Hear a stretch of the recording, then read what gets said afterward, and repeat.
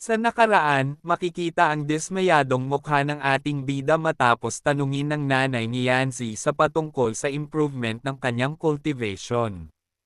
Nasabi naman ng ating bida na nararamdaman niya na wala naman na nangyayari sa kanya sa tuwing siya ay nagko-cultivate.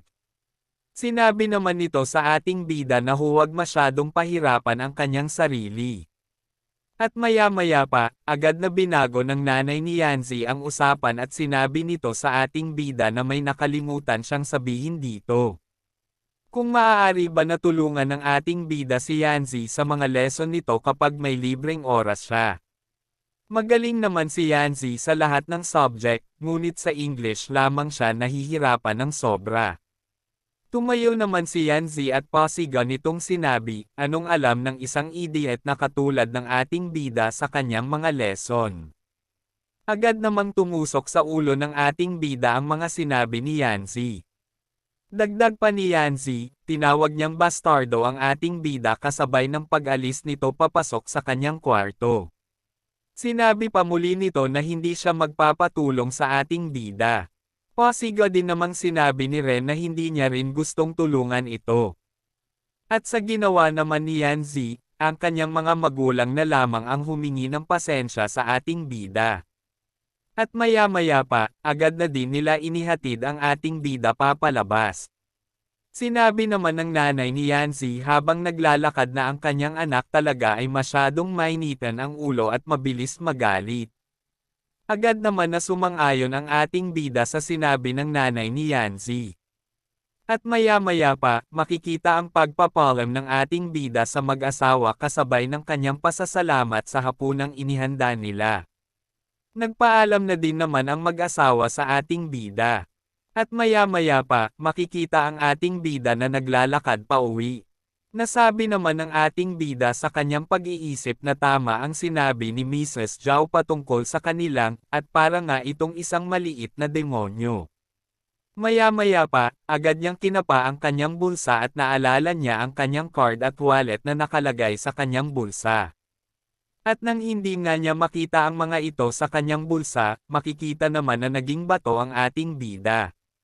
Agad din siyang tumakbo pabalik sa Dragon King Zhao Palace, habang sinabi din niya na naiwan nga pala niya ito doon. Makalipas ang ilang sandali, nakarating naman muli ang ating bida sa bahay ng Dragon King. Naabutan niya dito na nasa labas pa ang mag-asawa na nag-uusap. Sinabi ni Mr. Zhao kung sigurado ba ang kanyang asawa na hindi na nila sasabihin sa ating bida ang bagay na iyon. Nang makita naman ng ating bida ang mga ito, nasabi niya na kung ang pinag-uusapan ba ng mag-asawa ay patungkol sa kanya. Dagdag pa niya, makikinig na lamang muna siya. Nagsalita naman si Mrs. Zhao at sinabi nito kung paano nila sasabihin sa ating bida na kung hindi makapag-cultivate ang ating bida ng maayos at hindi nito mabuksan ang lahat ng opening ng Dragon Core, at hindi nito magawang maipasa ang kalahati ng essence ng Dragon Core kay Yancy sa loob ng 3 taon, si Yancy ay mamamatay. Nasabi naman ng ating bida sa kanyang pag-iisip na iyon lamang pala ang limitasyon ng kanyang cultivation para maibigay niya ang kalahati ng essence ng Dragon Core kay Yancy. Nagsalita din naman si Mr. Zhao at sinabi nito na ang ating bida ay isang mabuting tao. Dagdag pa niya na magiging guilty lamang ang ating bida kapag nalaman niya na si Yancy ay handang magbuwis ng buhay upang protektahan ang ating bida. Sinabi naman ni Mrs. Zhao na may iligtas lamang nila ang buhay ni Yancy kung kukuhanin nila ng sapilitan ang core sa ating bida. Ngunit kung gagawin naman nila ito, ang ating bida naman ay hindi na pa natuloy pa ang kanyang sasabihin dahil lumipat na sa ating bida na nasabi na si Yancy ay handang magbuwis ng buhay para sa kanya. Habang bumalik sa kanyang pag-iisip ang una niyang nakilala si Yancy. Naalala din niya ang panahon na lumabas sa kanya ang kaliskis ng dragon at nang malunok ang Dragon Core ni Yancy. Kaya agad naman siyang napangiti, at habang papaalis ay nasabi niya na kailangan niyang turuan si Yancy sa kanyang lesson bukas. Habang makikita naman sa balkonahe si Yancy na pinagmamasdan ang magandang buwan. Lumipat naman kung saan na pinag-uusapan ng ama ni Yanzi at ni Rui at isa pang matanda na malagoblin ang hitsura. Nagsalita si Mr. Zhao at sinabi nito na kung wala ang Dragon Core bago mag-20 si Yanzi, ito ay mamamatay. Iminungkahi naman ni Rui na bakit hindi na lamang nila hatiin ang taong nakakuha nito at kunin ang core sa loob ng katawan nito. Sumang-ayon naman ang matanda sa mungkahi ni Rui, at sinabi din nito na kumpara sa buhay ng ating bida, mas mahalaga ang buhay ng Dragon Princess. Nagsalita naman si Rui at sinabi nito na siya na ang papatay sa ating bida at ang katawan nito ay dadalhin niya sa malawak na karagatan ng Ocean Dragon Tribes upang walang sino man ang makakita nito, maging ang mga inspektor. Ngunit bigla naman binuksan ng malakas ni Yanzi ang pintuan na ikinagulat ni Rui. Sinabi naman ni Yanzi na hindi siya papayag sa plano na kanilang binabalak. Sinagot naman ito ni Rui na bukod sa pagpatay sa ating bida, wala nang iba pang paraan na siguradong magliligtas sa buhay ni Yanzi. Sinabi naman ni Yanzi na ang ating bida ay inosente. Dagdag pa niya na hindi niya gustong mawala ang buhay ng ating bida para lamang mailigtas ang kanyang buhay. Sa sinabi ni Yanzi, napatawa naman ang kanyang ama dito. Kasabay noon, hinawakan siya nito sa ulo at sinabi na huwag itong mag-alala dahil mayroon siyang paraan. Lumipat naman ang eksena kung saan makikita si Yanzi na nasa kanyang kwarto. At habang nahihiya sa paraan na sinabi ng kanyang ama, sinabi niya na kung nahihibang na ba ang kanyang ama dahil ayaw niyang mapatay ang ating bida at ayaw niya rin naman itong pakasalan. Lumipas naman ang buong magdamag. At kinabukasan, makikita ang ating bida na kumakatok sa pintuan ng kwarto ni Yanzi. Sinabi din niya na nandito siya upang tulungan siya sa kanyang lesson ngayon. Bahagya naman itong binuksan ni Yanzi at tinanong din niya kung bakit nandito na naman ang ating bida. Tumawa naman ang ating bida at sinabi niya na nandito siya upang turuan siya. Kaya kung hindi niya ito bibubuksan, sasabihin niya ito kay Mr. Zhao. Sinabi naman ni Yanzi na hindi niya ito bubuksan. Kaya nag-akma ng aalis ang ating bida habang sinabi niya na pupunta na siya kay Mr. Zhao at sasabihin ang bagay na ito. Agad naman siyang pinatigil ni Yanzi at sinabi, subukan lang ng ating bida dahil babalian niya ito ng buto. Kasabay noon, binuksan niya ang pinto para lumabas. Ngunit makikita naman na sumabit ang kanyang paa sa pintuan dahilan na madulas ito at matamba sa harapan ng ating bida.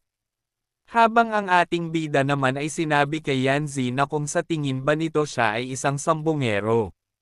Matapos naman na matamba sa ating bida, mabilis naman na lumayo si Yanzi at sinabi sa ating bida na kung nanananching ba ito sa kanya. Matapos noon, agad naman na pumasok si Yanzi sa kanyang kwarto at ang ating bida naman ay sumunod dito. Matapos naman na makita ang kwarto ni Yanzi, nasabi naman niya sa pagkamangha na ito ay sobrang laki. Ngunit agad naman na pinigilan ni Yanzi ang ating bida na pumasok sa kanyang kwarto. Sinabi din niya na walang sino man ang nagsabi sa kanya na pumasok ito at isang pambabastos ang pumasok sa kwarto ng babae nang wala ang kanilang pahintulot. At dahil sa sobrang lakas ng ating bida, mabilis na nasira ang lock ng pintuan. Maging si Yanzi ay tumalsik sa malapit sa kanyang higaan. Ang ating bida naman, habang nakasandal sa pintuan, sinabi niya na kung ano ang mali sa pagpasok sa kwarto ng magiging kanyang asawa. Tumayo naman si Yanzi habang ininda pa rin ang sakit ng kanyang likod. Kasabay noon, lumapit siya sa kanyang lamisa at sinabi na iyon ang kanyang textbook. Matapos naman niya itong makuha, agad naman niya itong ibinato ng malakas kay Ren at sinabi din niya na tingnan ito ng ating bida. Makikita naman na tinamaan nito sa mukha si Ren, at makikita ang bukol na malaki sa ulo ng ating bida. Sa nangyari, makikita naman ang pag-aalala ni Yanzi. Sinabi din ni Yanzi na bakit hindi umilag ang ating bida. Hindi naman ito sinagot ng ating bida, bagkus ay naglakad lamang siya papalapit kay Z. Makikita naman ang pagkabigla ni Yanzi at nasabi din niya kung naging tanga na ba ang ating bida dahil sa pagtama ng kanyang ibinato. Matapos naman itong malapitan ng ating bida, agad niya itong hinawakan sa ulo at sinabi din niya na wag nitong sisihin ang sarili dahil hindi siya nakaiwas ng mabilis. Si Yanzi naman ay napatingin na lang sa ating bida habang namumula. Sa sobrang kilig naman, bahagyang pag-alit na sinabi ni Yanzi na alisin nito ang kamay sa kanyang ulo. Nakangiti namang nagsalita ang ating bida at sinabi niya na, kung ganoon, ngayon ay simulan na nila ang English lesson nito. Agad din namang sumang-ayon si Yanzi dito. At maya-maya pa, makikita na ang dalawa at nagsimulang magturo ang ating bida kay Yanzi. Nagsalita naman si Ren at sinabi niya na kailangan na baguhin ni Yanzi ang tense sa bahaging ito. Babaguhin niya ito base sa tamang tense. Makikita namang hindi maintindihan ni Yanzi ang sinasabi ng ating bida, at maya-maya pa nga ay napasigaw na lamang siya. Napasubsob na lamang din siya sa mesa habang sinasabi na hindi talaga niya kayang maintindihan. Ang ating bida naman, na napatingin na lamang kay Yanzi, ay nasabi niya na isa pa talaga itong bata. Agad namang iminungkahi ng ating bida na magpahinga na muna sila at maglaro muna ng games. Mamaya na lang din nila itutuloy ang pagtuturo niya. Agad namang nakuha nito ang atensyon ni Yanzi, at sinabi din niya na kung talagang seryoso siya o gumagawa lang siya ng dahilan para may sumbong siya sa kanyang nanay. Agad naman na sumagot ang ating bida at sinabi na pati din siya ay makikipaglaro sa kanya. Agad naman na sinabi ni Yanzi na maayos iyon at oras na para maglaro. Kaya agad-agad na pumunta si Yanzi sa kanyang computer at nagsimula ng maglaro. Ngunit maya-maya pa, agad naman na natalo si Yanzi. Matapos matalo, nasabi naman ng ating bida na isang tanga ito. Kaya sa sinabi ng ating bida, agad naman na nag-init ang ulo ni Yanzi at sinabi nito sa ating bida na ulitin nito ang kanyang sinabi. Ngunit agad lang naman na lumapit si Ren sa tabi ni Yanzi at sinabi na manood ito, dahilan na namula muli si Yanzi sa ginawa ng ating bida. Agad naman na sinabi ng ating bida na mag-iwan ito ng bakante sa unahan at depensa naman sa likuran. Ngunit pagalit lang naman na sinabi ni Yanzi na hindi ang ganong setup. At maya-maya pa, hinayaan na nga ng ating bida na ipagpatuloy na laruin ni Yanzi ang ginawa niyang setup. At makalipas pa ang ilang sandali, maririnig ang malakas na sigaw na nagpatagilid ng Dragon King Palace dahil sa panalo ni Yanzi sa laro. Agad naman na lumapit ang ating bida kasabay ng pagtatanong niya kung gumana ba ang kanyang setup. May pagyayabang naman na sinabi ni Yanzi na pinaganyan niya ito. Kaya tiningnan naman siya ng ating bida habang umiwas naman ang tingin si Yanzi sa ating bida. Sinabi naman ng ating bida na mukhang ang kanyang setup naman ang ginamit nito mula pa kanina. Maya-maya naman, pumasok si Mrs. Zhao upang hatiran ng merienda si Yanzi at ang ating bida. Sa pagpasok naman nito, tinawag ni Mrs. Zhao ang atensyon ng dalawa kasabay. Nang sinabi na mukhang napagod ang dalawa kaya kumain na muna sila ng prutas na dala niya. Ngunit napatigil naman ito nang makita ang dalawa. Maging ang dalawa ay nabigla sa pagpasok ni Mrs. Zhao. Kaya agad naman na nagpaalam si Mrs. Zhao at sinabi nito na hindi na muna niya aabalahin sila at mag-enjoy muna sila sa kanilang oras na dalawa. Na ikinagulat ng dalawa. Ngunit nang mapagtanto nila na magkalapit pala silang dalawa, mabilis silang lumayo sa isa't isa. Makikita din ang pamumula ng dalawa. At nagkaroon ng kaunting katahimikan sa kwarto. Ngunit makaraan naman ang ilang sandaling katahimikan, binasag naman ito ni Yanzi sa pagtatanong sa ating bida na kamusta ang cultivation nito at kung nag-cultivate ba ito ng maayos. Nagsalita naman ang ating bida at sinabi nito na sa ngayon di pa niya nararating ang unang level. Nararamdaman din niya na mukhang may kulang sa kanyang mga ginagawa. Nasabi naman ni Yanzi sa kanyang pag-iisip na oras na niya para siya naman ang maging guro ng ating bida. Sinabi naman niya ng may pagmamalaki na tama nga siya na ang pinunta ng ating bida sa kanya ay humingi ng tulong sa isang katulad niyang genius. Masayang lumapit ang ating bida kay Yancy kasabay ng masaya nitong sinabi na kung seryoso ba itong tuturuan niya siya. Mabilis naman na umalis si Yancy sa kanyang kinauupuan kasabay ng sinabi na siya na ang bahala sa ating bida. Kaya agad na din silang nagsimula at tinuruan ni Yancy ang ating bida patungkol sa cultivation. Nagsimula siya sa pagtuturo ng Spirit Concentration Scroll. Ito ay may 3 level. Ang una ay ang Communicate with Heaven and Earth, na ang pagdama sa enerhiya ng kapaligiran kasabay ng pag-purify nito sa kanyang katawan. Ang pangalawa ay ang paggabay ng enerhiya sa buo niyang katawan. Ito ang paggabay ng ating bida sa enerhiya patungo sa kanyang katawan upang mapatibay ito. Sinabi ni Yancy ng malakas na huwag mag-imagine ang ating bida. Kasabay noon, sinabi niya ang pangatlong level, ito ay ang pag-release ng enerhiya. Ito ang pag-release ng enerhiya mula sa iyong katawan na maaaring makapag-cultivate ng advanced na technique kapag naabot na niya ang ikatlong level. Makikita naman ang pagkamangha ng ating bida. Sinabi naman muli ni Yancy na ang 3 level na ito ay magkaugnay, kaya dapat hindi malimutan ng ating bida ang isa dito. Dagdag pa niya na ang lahat ng bagay ay may parehong restrain and reinforce. Ang tubig ay extremely soft at ang Spirit Concentration Scroll ay tubig ang cultivation technique na gagamitin dito. Sinabi pa niya na dapat gamitin ang softness upang ma-restrain ang hardness. Kung naiintindihan na ito ng ating bida, maaari niya itong subukan. Agad naman na sumang-ayon ang ating bida dito.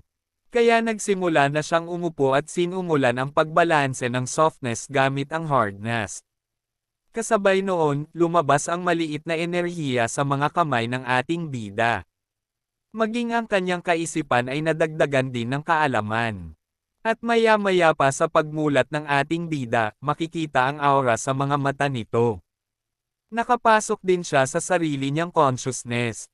Makaraan naman ang ilang sandali makikita ang pagpasok ng enerhiya ng ating bida sa kanyang noo. Sa kanyang consciousness naman, makikita ang patuloy na paghigop ng enerhiya ng kanyang katawan. Habang sa labas naman ng katawan ng ating bida ay makikita naman ang pagpapawis niya. Kasabay noon ay ang pagmulat niya ng kanyang mata. At makikitang matagumpay na naabot ng ating bida ang unang yugto ng kanyang cultivation. Agad naman siyang binati ni Yancy kasabay ng sinabi nito na hindi na masama para sa ating bida na mag-breakthrough ito, ngunit dahil pa rin ito sa magaling niyang pagtuturo. Sumang-ayon na lang naman ang ating bida dito at sinabi din niya na isa din itong prinsesa. Seryoso naman na sinabi ni Yancy na ngayon tapos na ang pagtuturo kaya umuwi na ito, o baka gusto pa nitong maghapunan ng libre sa kanyang bahay. Agad naman na sumang-ayon ang ating bida dito at tumayo na din siya kasabay ng nagpaalam na siya kay Yancy habang sinabi pa niya na sa mga susunod na araw tuturuan niya muli ito sa kanyang lesson. Makaraan naman ang ilang sandali makikita ang ating bida na nagpapaalam na sa mag-asawa. Kasabay noon agad na din siyang umalis. Sa balkonahe naman, pasiga na sinabi ni Yancy sa ating bida na tinawag pa niyang idiot na magpatuloy ito sa cultivation gamit ang mga itinuro niya sa kanya at kasama ang kanyang Dragon Core. Isang thumbs up lang naman ang ibinigay niya bilang pagsang-ayon sa sinabi ni Yancy. Sa sumunod na araw, makikita ang ating bida sa kanyang classroom na nagbabasa ng libro. Maririnig naman ang mga pag-uusap ng mga kaklase niya sa likuran patungkol sa kanya. Kaya agad niya itong tiningnan. Agad naman na kumilos ang mga ito na parang walang pinag-uusapan. Kaya agad na din niyang ibinalik ang kanyang atensyon sa kanyang ginagawa. Nasabi din niya kung nag-i-illusion lamang ba siya, gayong nararamdaman niya na ang lahat ng tao ay nakatitig sa kanya ng palihim. Napatigil naman siya nang mag-text si Exyuja na nagsasabi na nakita niya ang ating bida na wala sa tamang pag-iisip nitong mga nakaraan. Tinanong niya kung gusto ng ating bida na pagkatapos ng kanilang klase ay maglakad sila ng magkasabay upang makapag-usap. Iminungkahi naman ng ating bida na bakit hindi na lang din sila magkasabay na maghapunan. Agad naman na sumang-ayon dito si Exie Yuja. Kasabay noon ay pinatay na niya ang kanyang telepono at nasabi na nitong mga nakaraang araw ay maraming mga bagay ang pumapasok sa kanyang pag-iisip. Kaya ngayon ipapaliwanag na niya ang lahat kay Yuja. Ngunit napatigil naman siya nang marinig ang pagsasalita ng isang tao na nagsasabi na naging masyadong famous na ang ating bida nitong mga nagdaang araw. Kasama pa dito ang cute na si Miss Su at si Limo. Ngunit hindi na natapos ni Yuja ang kanyang sinabi nang nagsalita ang ating bida na hindi niya alam na interesado pala ito sa mga ganong bagay. Ngumiti lang naman